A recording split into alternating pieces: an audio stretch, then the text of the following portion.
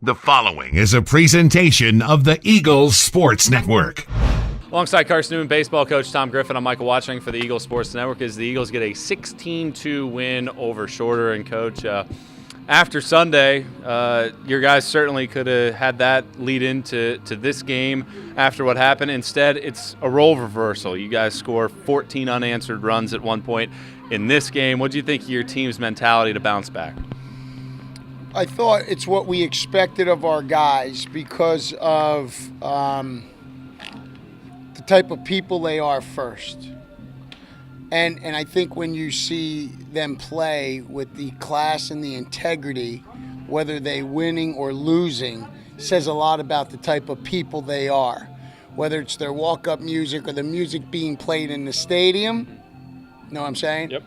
Or their conduct in the dugout, or how they handle adversity says a lot about these young men. And that's why a day like today, we knew that they would be like next day, next pitch.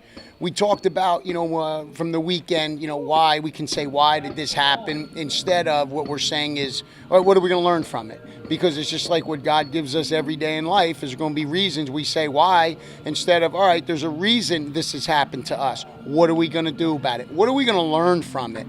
And so our guys met Monday. We know what's ahead of us here next 2 weeks. And we were going to take it one day at a time. We trained very well yesterday and came out, and I think we feel very good the fact that we're playing at home. Mm-hmm.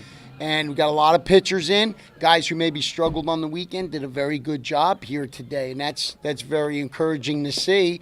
And I thought our hitters had good approaches at the plate.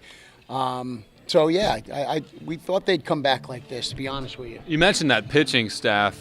They got ahead consistently throughout this game. There weren't a whole lot of walks issued. Mm-hmm. The fact that they were as aggressive as they were, how much of an impact did that have? That's baseball. It's about command and about getting in that strike zone, forcing contact.